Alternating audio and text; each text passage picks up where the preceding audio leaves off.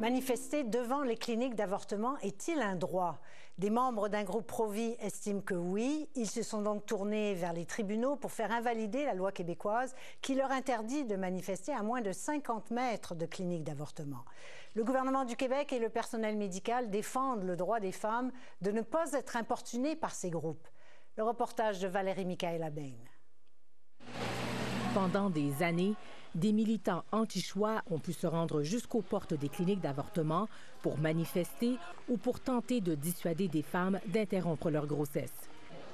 Depuis 2016, Québec interdit ces pratiques dans un rayon de moins de 50 mètres des cliniques.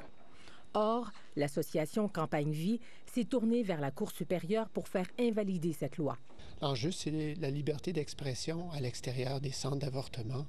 Ce groupe anti-choix veut pouvoir proposer aux femmes des solutions de rechange à l'avortement.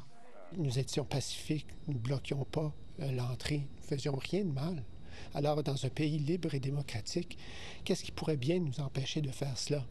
S'opposer à l'avortement n'est pas une idée populaire de nos jours, a plaidé l'avocat du demandeur, et pourtant, la propagation de ces idées devrait être protégée, et elle est protégée par l'article 2B de la Charte, a-t-il dit. Je suis scandalisée.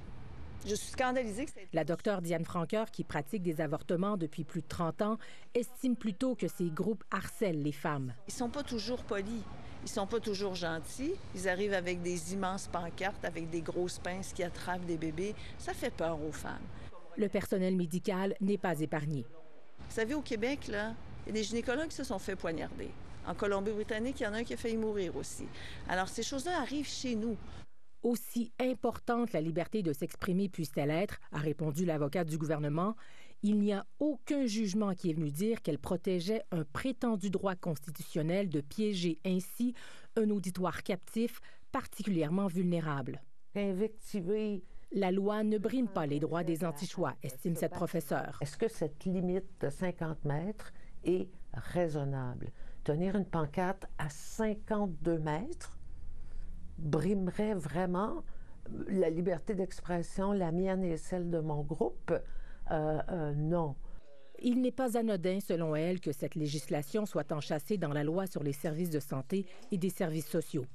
L'avortement, c'est, et ce n'est que ça, un service de santé. C'est privé, le dossier de santé. L'avortement, selon nous, n'est pas un soin de santé normal. Au contraire, c'est la mise à mort d'un être humain avant la naissance, l'enfant. Je ne comprends pas comment on peut se réagir au chant des sirènes de ces personnes qui réclament qu'elles ont le droit d'importuner, d'harceler, de faire peur, d'intimider, d'impressionner des femmes qui ont fait un choix. La juge a pris la cause en délibéré. La décision pourrait se faire attendre des mois. Ici Valérie Michaëla-Bain, Radio-Canada, Montréal.